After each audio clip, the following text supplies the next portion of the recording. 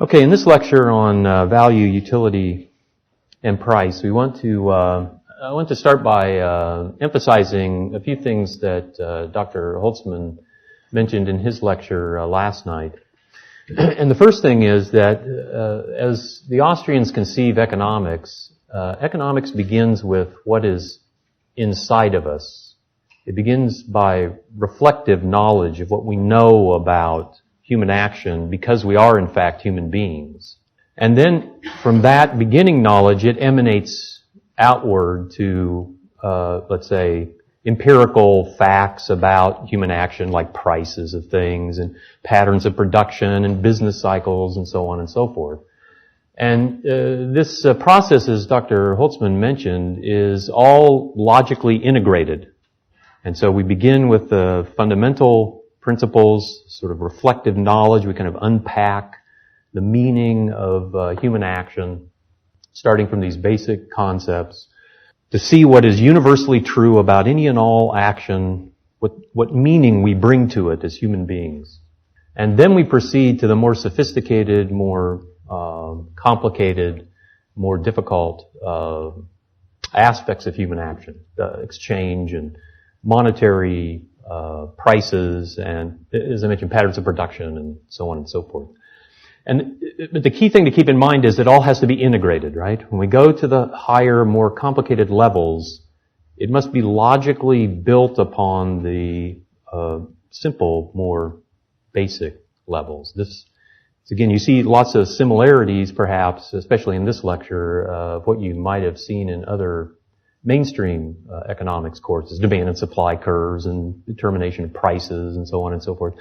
But a key aspect that distinguishes this Mengerian approach from the mainstream is this connectedness, this integration. We'll see that the mainstream is in fact disconnected and has tremendous difficulty in making any sort of reasonable connection between their theories of price and production patterns and so on and so forth, and this kind of basic meaning that we attach to human action. And by the way, we'll talk more about that particular problem in the lecture on Wednesday, where we talk about further points in value theory and utility and so on. Okay, so the main thrust of this lecture then is just to show this connection, right? We're going to start and just talk about these basic principles of value, and then show the connection logically between these basic principles of value and prices on the market. So we'll start with where Professor Salerno just left off, with ends and means, and simply say at the beginning that we can define a human action as Murray Rothbard does, as purposeful behavior. And as Dr. Holtzman pointed out, purpose is something that we don't empirically observe in action. Purpose is inside of us. It's in our minds. It's something we bring to action. It's the meaning we give to it. So we have a purpose. We have a motive. We have an end that we wish to attain. And to attain this end, we apply a means. And as Professor Salerno pointed out, it was Menger who explained this connection between ends and means. What is a means? What is a good?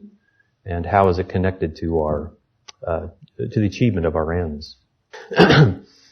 Okay, so from this point, we simply move directly on to some of the these basic foundational principles of value.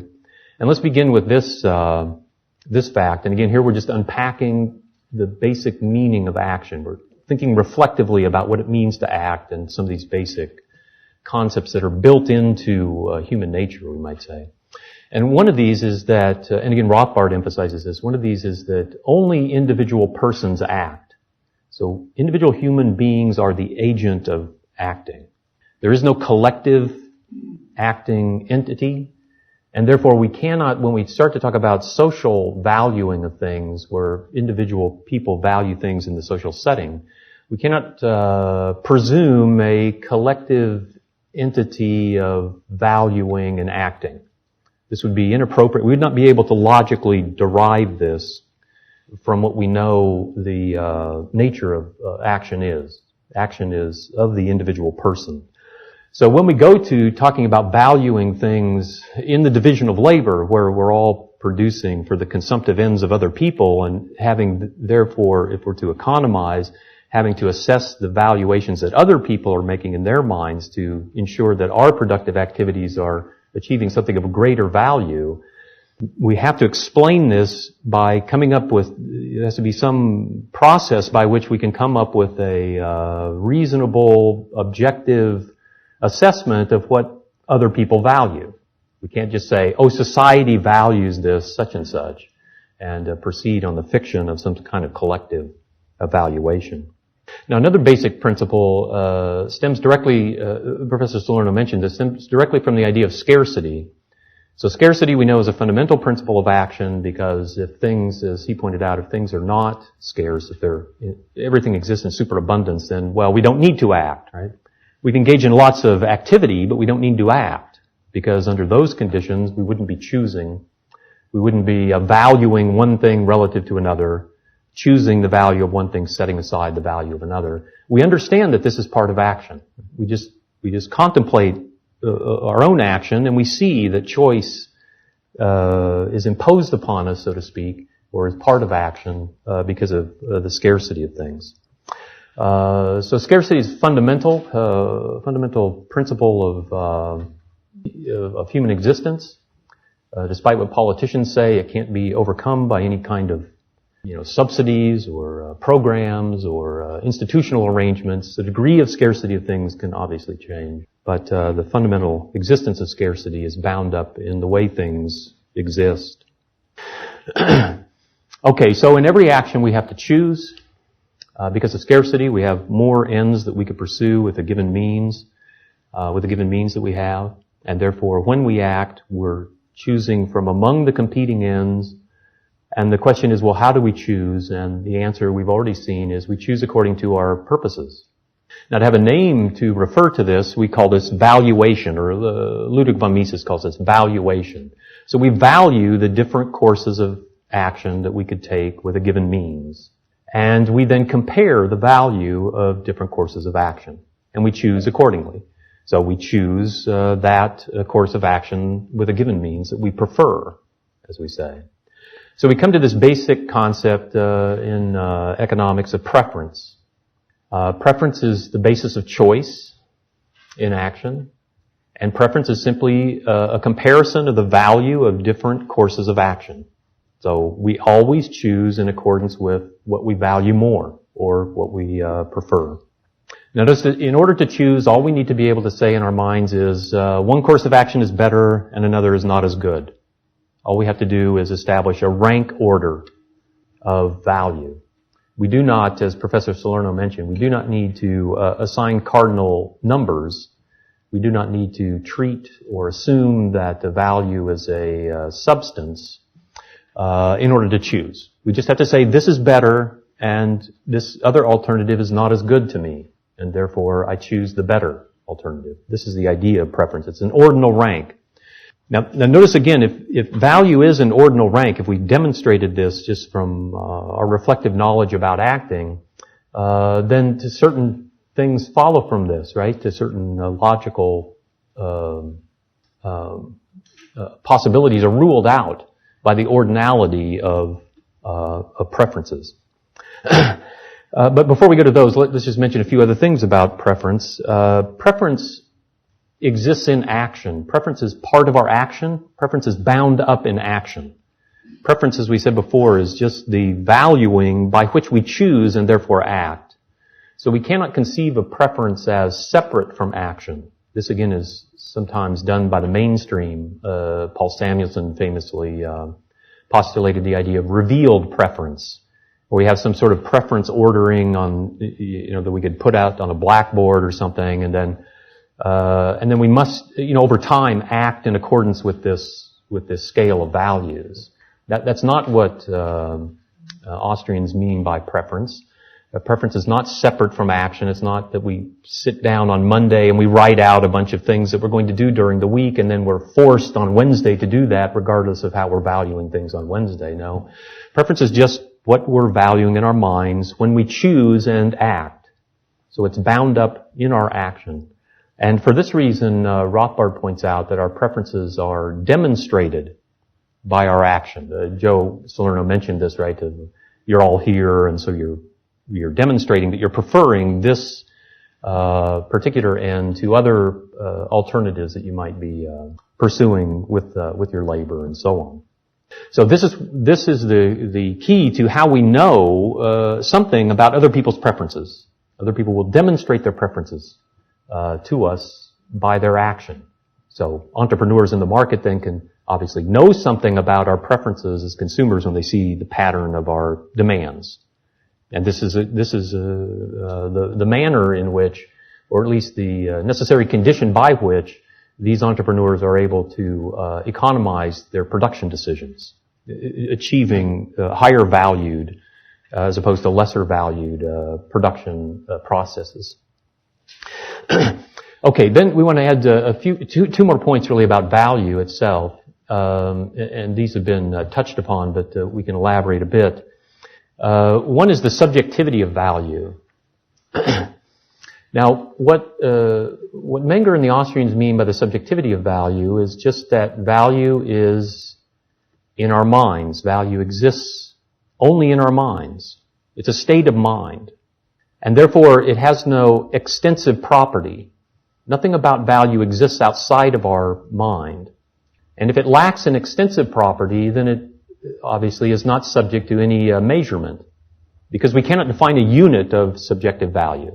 And again, as Joe pointed out, if I say I get a udel of satisfaction from delivering this lecture, then this is just a nonsense statement, because you cannot understand objectively what a udel of value would be to me. Why? Because I can't take it outside of my mind so that you can experience it in some objective way. There's no objective property that you can experience yourself and say, like there would be, let's say, with a foot or a mile, where we can both objectively see it because it exists outside of our minds and agree that this distance is a foot, and that distance is a mile, or this color is blue and that color is red, and so on. So this is what Austrians mean by the subjectivity of value. And the implications, again, are that value is not subject to measurement. So there are no units of value. Therefore, there are no arithmetic operations that we can perform with value. Right? That follows directly. We cannot add up value. We cannot subtract one value from another. We cannot interpersonally compare value from one person to another, because we don't have a common unit in which our different values could be put.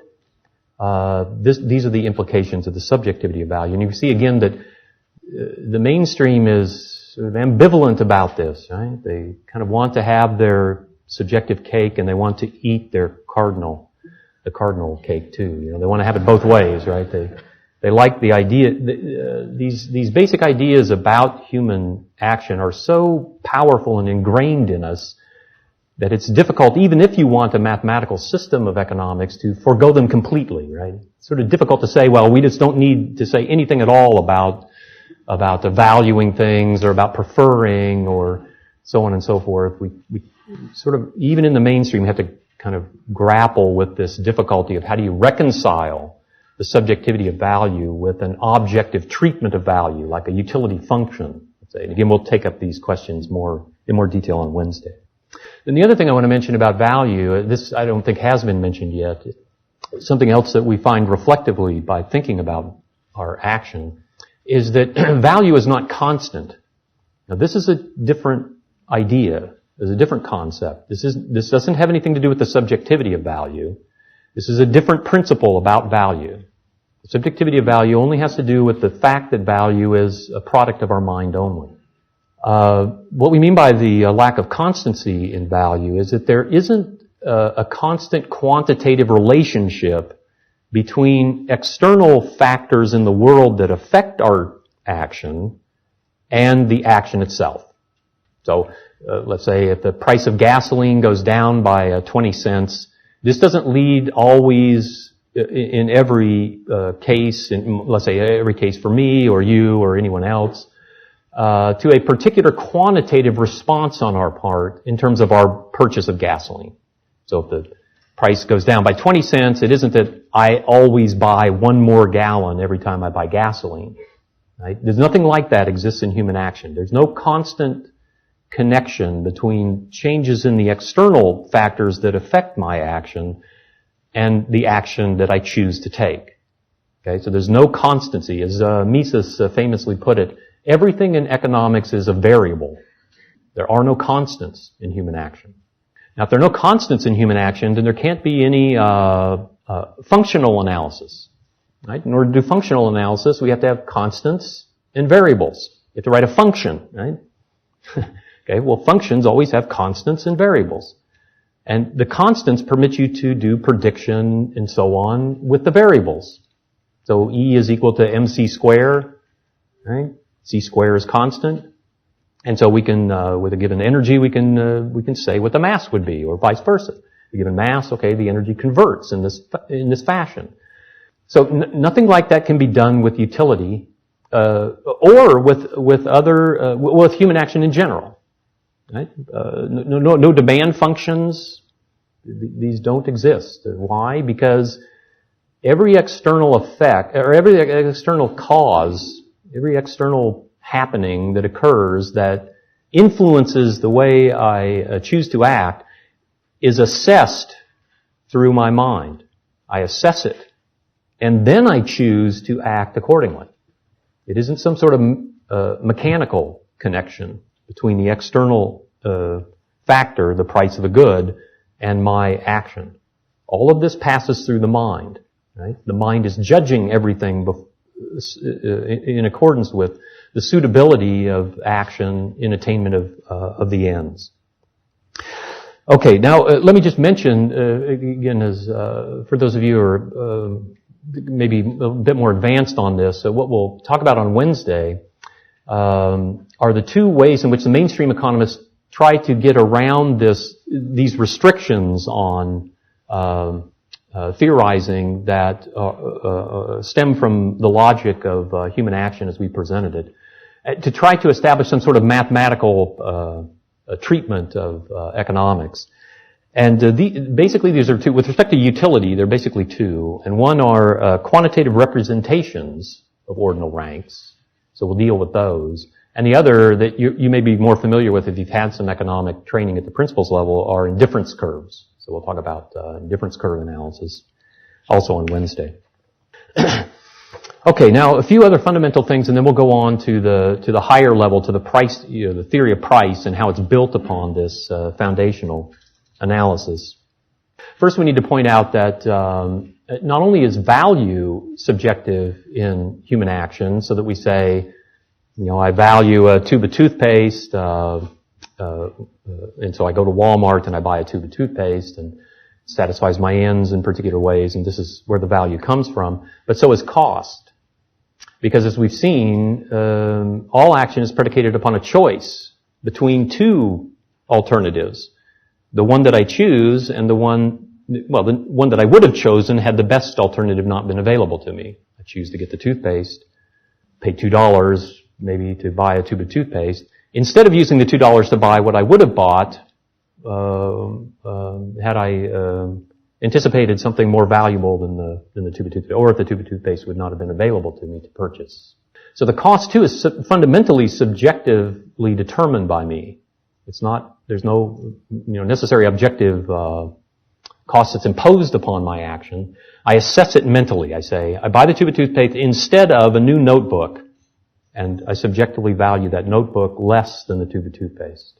So we have to do the same thing, right? When we're spinning out a theory of cost, logically, we have to show how it's grounded in this fundamental principle of choice, of saying, I subjectively value this alternative, and the value I place upon this alternative is in my mind. It's the value I perceive to exist if I choose this course of action to attain a different end, to take my $2 and spend it towards something else.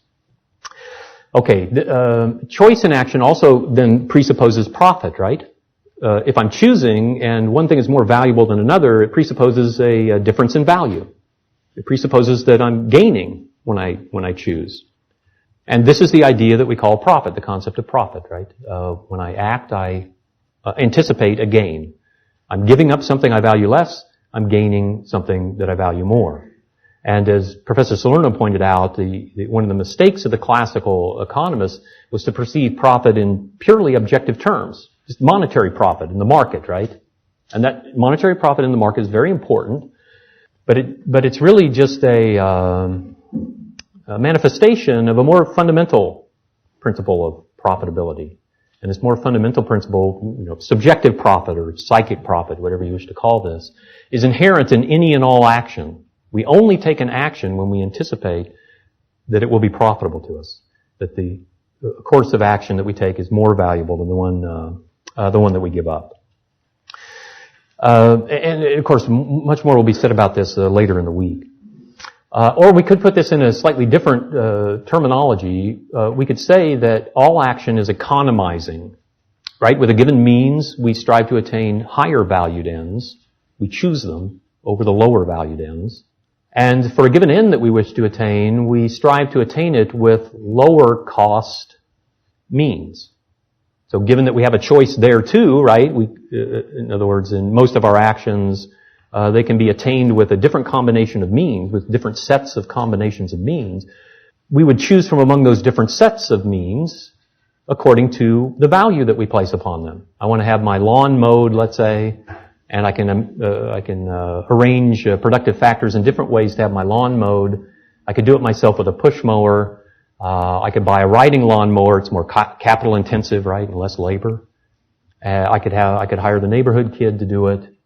I could hire a lawn service to do it, and so on and so forth. And how do I choose? I choose based upon the subjective values that I place upon these different combinations of means. And I always choose what I anticipate to be the lowest cost method, subjectively, to me, what I consider to be the lowest cost method. Okay, this is economizing. This is the organizing principle. This is kind of the basic operational principle of human action. All human action is economizing. And then the last fundamental principle I want to mention, one that Professor Salerno went over, so we won't spend too much time with this, is the idea, once again, of imputed value. So here I've just given this little schematic to give us three different options about how we might see the direction of valuing of things.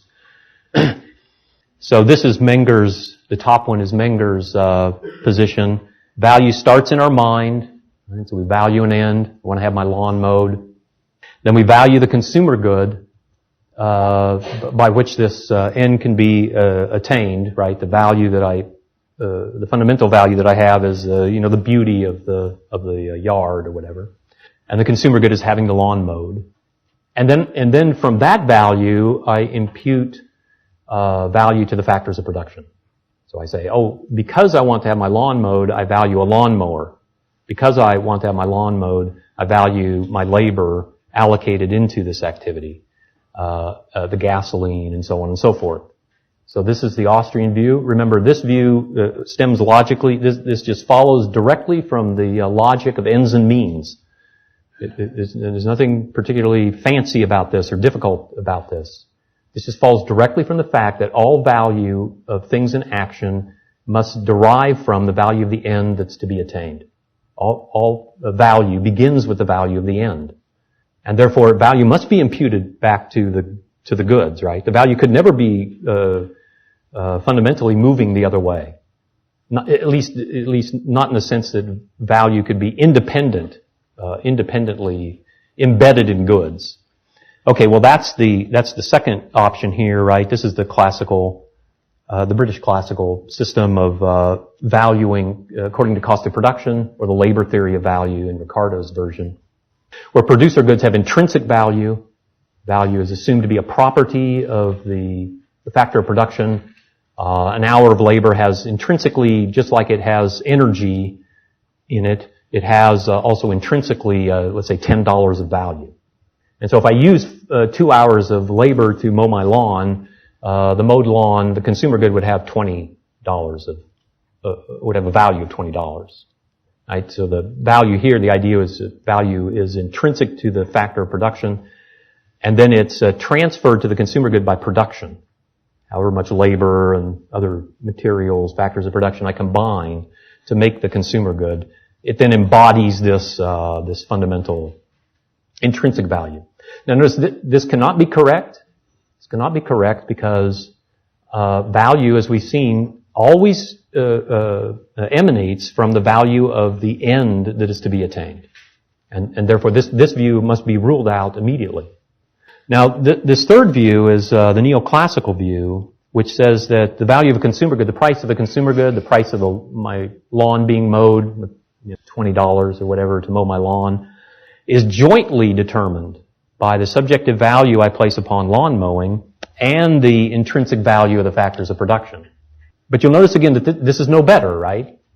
This doesn't pass the first test of logic from Menger's position, which is that all value emanates from or begins with the value of the end that is to be attained. There cannot be any value in human action that doesn't come somehow from the value of the end to be attained. Because all uses of means are in human action are designed to do nothing but attain ends. And therefore their value must be in accordance with this, right? How could it be otherwise? How could there be some sort of independent value separate from the end that I'm attaining that imposes itself upon my mind, forces itself upon my mind to recognize that isn't related to the value of my end? No, I would reject that. I would choose against that, right? I would say, if the neighborhood kid came to me and said, look, my labor is intrinsically worth $50 an hour, I would just say, okay, fine, go find go apply it somewhere else. And let it find its intrinsic value in my neighbor's yard or something. But not mine. I would choose against this. Okay? So this simply doesn't work. Now again, when we get to there's a more complicated step in this, right, that we wish to get to later. We won't develop it in this lecture. But it's precisely how does value get imputed to these producer goods? Right? That's an interesting question. And here's another instance where understanding the fundamental structure by which we bring meaning, the sort of conceptual structure by which we bring meaning to human action is essential for reasoning correctly about complicated aspects of acting. Right? Because what the mainstream does in order to justify this mutually determined process, what Alfred Marshall did to justify this, is take this kind of superficial businessman's view. Right? He said, hey, look, if I'm a businessman and I'm running a lawn care service, these prices that I pay for the factors of production, the wages and gas prices and so on, are outside my control. Right? They're just given to me by the market. There's no valuing here. They're just objective features of the world that I have to conform my actions to. That's a very superficial position to take, right? The question is, where do those prices come from? Where does the price of labor?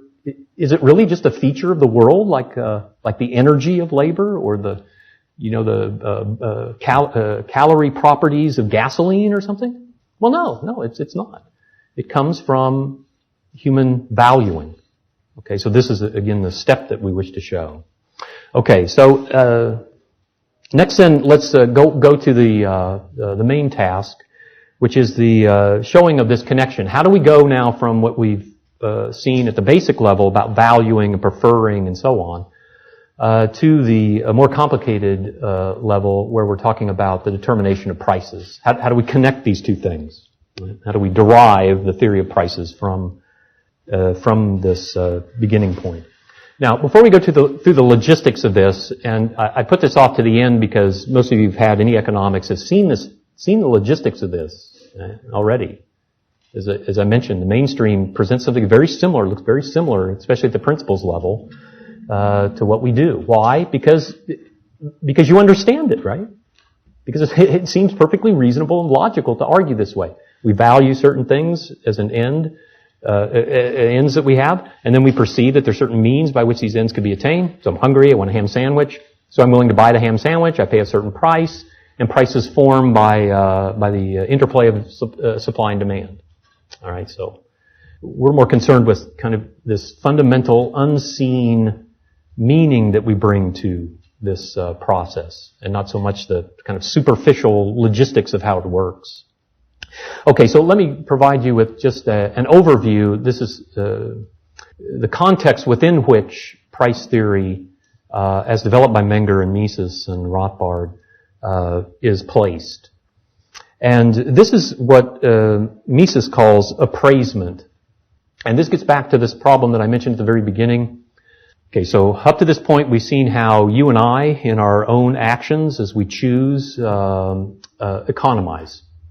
Choose to go to a particular conference, because we think the value will be greater than our other options. We choose chicken wrap for lunch, because we think that's better than the hamburger, and so on and so forth, right? We're constantly economizing in all of our actions according to our preferences. But the problem in the social structure is we have a division of labor. And so I'm not the one who's producing the things that I will consume, unlike when I'm just thinking about my own private actions, right? Or if I were Robinson Crusoe, stranded on a desert island somewhere. And the same with everyone else. Everyone is producing for the consumptive ends of other people. So in order to economize the production decisions, each producer has to have a way of objectively comparing the value that some consumers have for certain lines of production with the value that other consumers have for different lines of production that each producer could engage in with his factors of production. Okay, so this is the problem, right? This is the context within which price theory is developed. This is sort of the big problem that the price theory is designed to solve, or that does, in fact, solve. Okay, so first let's just walk through the argument of why valuation, as we've described it so far, cannot solve this problem. Why? In other words, the problem, once again, is we want to have economizing production decisions in the division of labor. Why can't we just do this the way we make all of our decisions? Through subjective valuation. Now, there would seem to be two options here that we could imagine. And if you want to connect this with things that you've read, what I'm speaking about here, of course, is the problem of economic calculation in socialism. This is the particular context within which these ideas were developed. Okay, so there are two possibilities, right? We could have a third party do this. We could have a third party value things in his own mind. We could have central planning. A third party values all factors of production, assesses the value of all consumer possibilities, all consumer goods. Would it be possible for a third party, a dictator, a central planner, to economize all of the uses of resources in society on the basis of his own valuations? Can he economize for all of us? Can he give us what we value most highly, which is what we're doing when we choose in our own actions, right? Okay, well, clearly he can't, right? And the problem is the subjectivity of value, right? The problem is if he's going to, let's say, I like chocolate ice cream, you like vanilla. And we have the central planner has to decide the ice cream producer, he's going to decide for the ice cream producer. He has scarce factors of production. He can only produce either the chocolate for me or the vanilla for you. He has to choose between it. Well, if he's going to choose on the basis of, objectively on the basis of my value being greater or less than your value, he would have to be able to rank order in his own mind our valuations. You would have, okay, well, surely he can't do this. My valuation is locked in my mind, your valuation is locked in your mind. So there isn't any way for a third party to come up with a social scale of valuations. By the way, politicians claim to be able to do this all the time, right? So Obama says we're going to subsidize hybrid engines in automobiles, or we're going to build wind turbines or whatever, because this is the most valuable thing to do. This is all just bunk. That's all just nonsense. These are nonsense statements. Politicians are in no position to weigh the subjective values of different people in their minds, right? They're not able to say, if we transfer the resources away from other uses into building windmills, that the value that's created there is greater or less than the value that's given up over there by these consumers who have resources transferred away from them. They can't tell that subjectively, right? No one can. This is inherent in the subjectivity of value. Now, the only other way to do this would be to cut out the central planner and we just do it by plebiscite, right? We just do it by vote, democracy. We just at least I can experience my own valuations and you can experience yours. And maybe we can just set them against each other and negotiate who has the higher valuation. But again, you see that's completely impossible, right? It's totally impossible. We cannot objectively compare these valuations. They're locked in our minds. We can negotiate between each other and come up with a settlement, but we'd never know if it were economizing or not. We're in exactly the same position as the politician who just coercively transfers resources. We have no idea of the valuation. Well, with coercion we can say the valuation is lower, but my general point is we can't compare these valuations. Okay, so we can't solve the problem of which line of production gives us the higher value to people subjectively. Neither can we solve the other economizing problem, right, which is if we want to produce a given thing, we want to do it in the lowest cost way. We can't solve this either by valuation. Again, if the central planner wants to decide on the basis of his own subjective valuations, which is the lowest cost way to, provide electricity, then in order for him to do this personally, he would have to engage in every activity in the entire division of labor. He would have to be the coal miner, so he can assess subjectively what that subjective value is to him. Then he would have to do the same thing for an electric engineer and a turbine construction guy, and then every other activity in the division of labor. Again, this is clearly impossible. That's why we call it the division of labor. That's why we specialize, right? Precisely because we can't do everything. And so no particular person is in a position to have done everything in the division of labor so that he can say, I know exactly in my mind what the subjective value is of each of these different activities. So if I assign some labor activity into being doctors and not lawyers, I know exactly what value I'm transferring out of one thing and into another. Okay, so the central planners could never do this. Again, that just leaves us with ourselves to do this among ourselves. But here again, we see the subjectivity of value would not allow us to objectively make a comparison.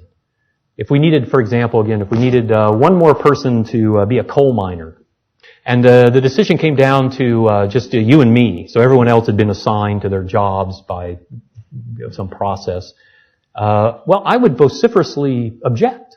I would say, look, the opportunity cost to me being a coal miner is enormous. You give all these great lectures, all these students who depend on me, and so on and so forth. And you would say the same sort of thing. You would say, no, wait a minute. Someday I'm going to be a famous entrepreneur, and I'm going to be, the next Steve Jobs, and society would lose all this value if I'm sent down into the coal mine. No, we can't, right? We can't subjectively make these comparisons. We would get nowhere. We could make a decision, but it wouldn't be objective, right? It would just be, somehow we compromise, you'd bribe me or something, but this would not be objectively comparing the values. So, as you know, if you've read this literature, right, what Mises famously offers as a solution to this is pricing. So, if we have prices determined by our free exchange of things, free trade, where we're demonstrating our preferences for things against money, all in the common standard of money, then we can, in fact, objectively say when one person values something relative to money more than another person. Right? So if I buy a chocolate ice cream cone and I pay $5 for the chocolate ice cream cone, and you are also in the ice cream store and you see I'm getting this chocolate ice cream cone for $5 and you decide not to buy it, you walk out, then we know objectively that I value ice cream relative to money more than you do. We don't know what subjective value I get on it, right? But we do know something objective now. And this is sufficient for economizing decisions to be made. Right? It's not everything that we'd like to know about valuing, but it's sufficient. So now we can economize, producers can economize their decisions on the basis of what Mises again called appraisement. Appraisement is the calculation of monetary sums, in particular net income from production, right? Revenues, monetary revenues minus monetary costs, and net worth, asset values minus liability values. So operational decisions about the use of resources can be made efficiently or in an economizing way on the basis of net income. You tell what sort of computers to make, who to buy the inputs from, who to hire, so on and so forth, to keep costs down in these different lines of production. And then capital investment decisions can be efficiently made on the basis of net worth. So each entrepreneur, each capitalist entrepreneur can know if I invest in this line of activity, if I invest in, let's say, netbooks, my capital will be worth this amount, and that amount of capital is greater than if I invest in this line where it's, let's say, batteries for hybrid cars. So the whole capital structure now can be, in the division of labor, can be extended indefinitely through the use of economic calculation. Okay, so again, as I mentioned, this is topics that you'll take up in detail later. And here we just want to show the very beginning of this. And, of course, not only dwell upon the very first step of this. We want to look at the logistics of this first part. So this is a schematic for showing how preferences undergird all prices that develop in the economy, whether they're the prices of consumer goods or producer goods. And the consequences of this, right? The economic calculation consequences of this. So we start with preferences up here, and maybe I should add that when we say that everything starts with preferences, we're not making the claim that somehow preferences exist in a vacuum. We're not saying that. In fact, again, this is a mainstream view, that preferences can, as I said before, can sort of be written out on the blackboard without paying attention to the situation of acting at all. They're sort of abstract over here. No. For Menger and the Austrians, preferences are in the conditions of action itself. Right? It's in the particular circumstances of particular actions that people form preferences. So all the particular objective facts that surround this action are also being taken account of by this person in his preferences. So we're not leaving that out, right? We're not saying that the objective features of reality don't count for anything. We're just saying that they count only through the judgment of the human mind. The way in which they count is a judgment of our mind. And in certain circumstances, we might ignore these objective conditions, paying attention to the price of something when we go into Walmart and buy it. And then in other cases, it may be very important to us. We judge that. Okay, so that's what I mean when I start with preferences. I'm not saying that there isn't anything else, just the preferences are a controlling factor. The preferences are what are determining the outcome.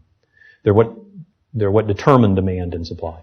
So from preferences, we get both supply and demand. This is the step that we wish to show. We'll show the logistics of this in just a minute. That'll be our next step. And then how prices come from that. So that's all we want to show logistically about price theory. And then the rest of it would be, of course, that once we have prices for consumer goods, they generate revenue for the entrepreneurs. So we have a new netbook computer from, let me use this example. Isn't Apple supposed to be coming out with a, what do they call it? It's a kind of computer you can write, tablet computer. You know that? Since I have a tablet computer. You can write on, right? Take notes on, and then it transfers it into the Word programs and so on. Well, okay, so anyway, they're going to come out with this, and they'll sell it for a certain price, right? And they'll generate certain revenue from consumer purchases. Right? This is the revenue side, and then the prices of consumer goods are costs for us, right? When we buy these things. So we also are engaged in economic calculation as consumers, to a lesser extent than entrepreneurs, right? Only on one part of our decision process. We use the objective prices to assess the opportunity cost of our purchases. So if I buy one of these tablet Apple computers and it's $800, then I can economize that purchase because I know the prices of all the other things that I could buy in the economy. And I can calculate what I could buy with $800 instead of the Apple computer. So I can say, I get the Apple computer and I give up this set of goods that I value less highly. And so that permits me to economize as a consumer, right? And then revenue becomes part of the net income calculation then for the entrepreneur, right? And as Joe Salerno was explaining briefly, revenues then determine demand for the producer goods. Not independent of the objective physical features of production, but with them, right? With them. So we get marginal revenue product. We get the physical productivity of certain factors of production, but we value them and choose to use them or not to use them according to the revenue that they generate. Not just their physical abilities, but how much value do they add to the attainment of consumer ends. So that's where the demand for producer goods comes from. The supply of producer goods then comes from the owners who do this just on the basis of preferences again, right? So we take one job versus another. You own a little bit of land and you lease it to a farmer instead of using it for, let's say, an open area for people to hike in or whatever other uses you might put it to, right? So we supply goods just according, again, to our preferences or whoever owns these, according to their preferences. Then again, prices would form for the factors of production because now we have demand. The entrepreneurs are demanding the factors of production and we're supplying, or owners of the factors of production are supplying them. Prices would form in the same way that they form for the consumer goods through the interplay of supply and demand. And then this would generate costs for the entrepreneurs, right? They're paying these factor prices, hiring labor, and so on and so forth. So here's where we get the two elements of the net income calculation, revenues versus costs. And then this generates income for the producers, and that again then influences the economizing activity of all of us as we participate in the market. How much income we have, what set of goods can we buy then?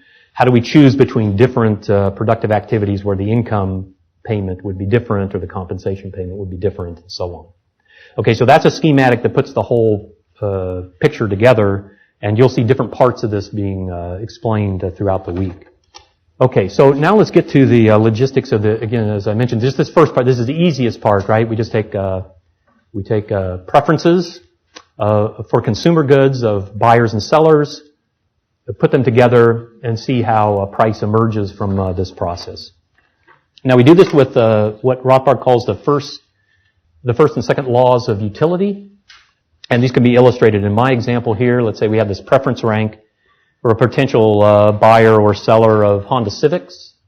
And we know that there's diminishing marginal utility. This is the first law of utility. So the first Honda Civic, we're assuming this person doesn't own one. The first Honda Civic, let's say, might be used for commuting to work and so on and so forth. A greater value is placed upon this because the end attained is worth more to this person. And then he values this relative to money, as we said before. In the market, he would have that option. He would say, oh, I'm willing, in this case, to pay $15,000 to buy the Civic, but not $16,000. I'm choosing those numbers arbitrarily, but, right, every potential buyer would have a preference of this sort. Then we know that the second Civic, which would necessarily be used for a less valued end, since the first Civic is chosen precisely because it's suitable for attaining the most valued end, the second unit of the good would have to be allocated to a less valued end. Maybe this is lending it out to his friends during the day, right, or renting it out or something of the sort. And so it would, relative to money, it would have less value. He would rank it on his preference scale or his scale of values relative to money at a lower point. So if he were in the market to purchase a Civic, and a Civic were available for sale for $10,000, he'd actually buy two, right? At a very low price, in other words, the buyer could be induced to buy a greater number of units of the good. Why? Because the subjective values to which he puts these additional units that he buys, the second Civic in this case, are worth more to him than the amount of money that he's having to, the small amount of money that he's having to pay. But if the price is higher, well, this cuts out the less valuable uses, right? It means now the money that he would have to pay to buy the second Civic, let's say if the price were $15,000, the $15,000 is worth more to him than the subjective value of the second unit of the good. And so he would not purchase that second unit. He would just buy one Civic. If the price were $16,000 or above, he wouldn't buy any, correct? Because he'd prefer to keep he'd buy a motorcycle or he'd buy a cheap used car or something as an alternative to the Civic. Okay, so this is where we get the demand relationship, right? We see the law of demand illustrated here as a reflection of diminishing marginal utility. So our behavior in the market comes directly from our preferences, right? This is where demand has empirical, objective manifestation. We have this underlying value scale in our minds. We act upon it, and then objective effects occur. A price emerges, right? We pay this guy $15,000 to buy a Civic. So that's where the price fundamentally comes from, right? It comes from the exchange, the mutually well, we haven't talked about mutual advantage, but the mutually advantageous trade between the buyer and the seller who agree on a price where both of them are benefiting. Okay, so now we can turn this around and see that supply also comes from exactly the same considerations. We're assuming here well, maybe there's a kind of an implicit assumption here that these are existing cars. Maybe these are 1-year-old Honda Civics. Right? So maybe we have a guy who owns 2 Civics. Maybe he bought one and then, his uncle died and he inherited a second one. And he's putting them to 2 different uses currently. He's using one to commute and he uses one just to lend to his friends or rent out or something. And he too could enter into the market, and at different prices he'd be willing to sell different amounts of the good. Right? If the price were $11,000, he'd be willing to sell his second Civic, but not his first, right? Because he values the use of commuting more than the $11,000 he could get. But he values $11,000 more than the second unit. And if the price were higher, then he would sell more units. The law of supply. So we see that the law of supply has nothing to do with cost of production. Unless what you mean by costs are opportunity costs. It has only to do with subjective value. And so the considerations on both sides of the market are exactly the same.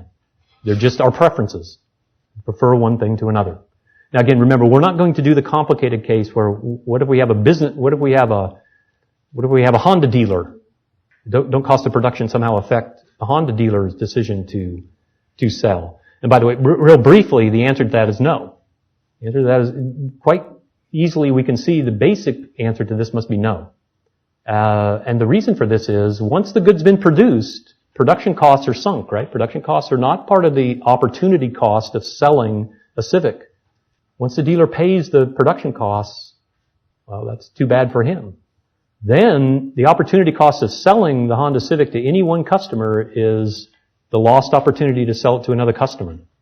And that is completely dependent upon subjective valuation, right? Not cost of production at all. That's why Honda dealers or, businessmen in general can suffer losses. Because they pay cost of production, but they only get revenue from the consumer. The price that they fetch for the good is completely determined by people's preferences. They can't always be assured that they'll cover their costs. Okay, so now the only other thing we need to add, and again, this is an abbreviated, obviously, discussion of this because you've seen this sort of analysis before, and it logistically is very similar to what you would have seen in the mainstream course.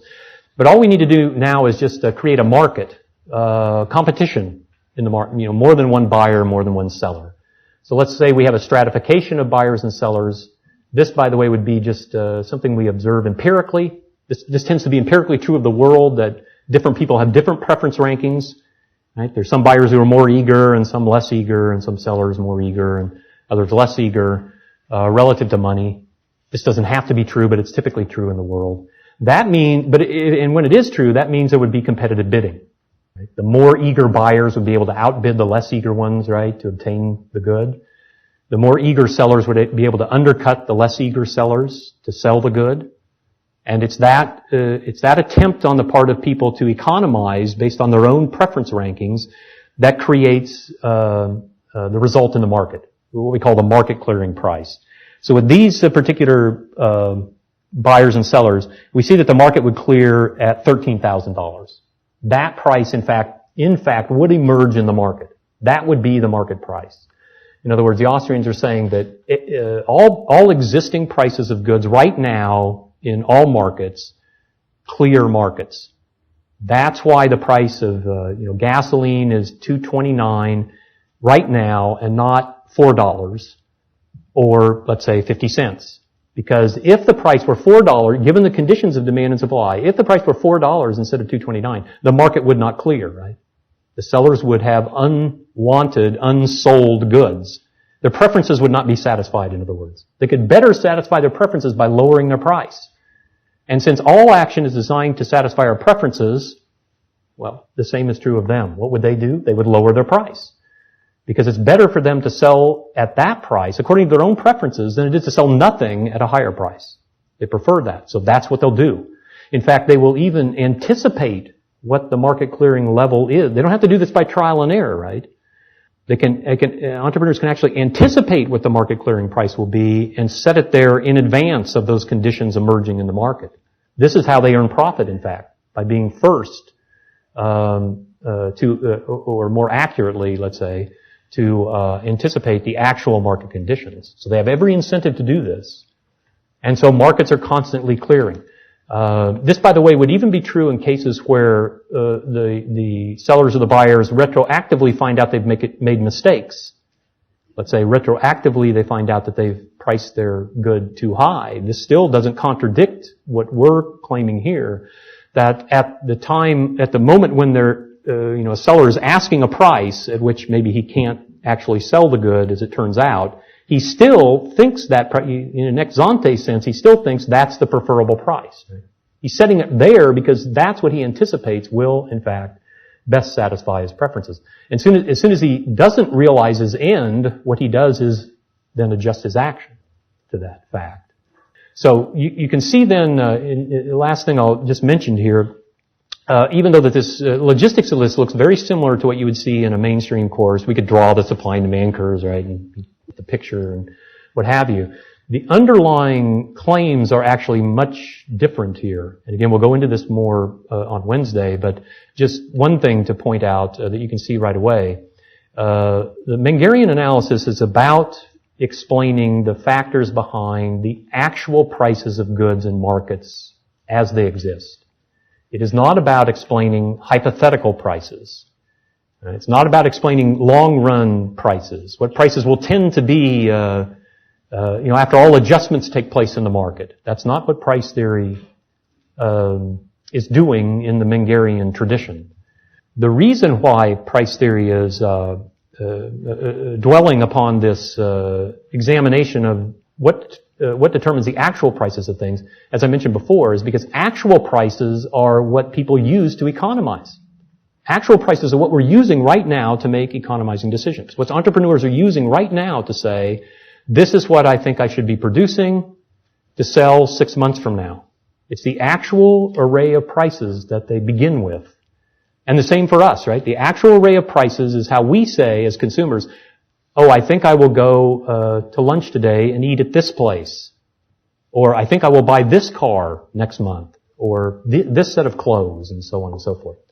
Okay, so at that point, I'll stop. And again, many of these topics will be taken up later in the week, so you'll have plenty of opportunity to see the analysis then. Thank you.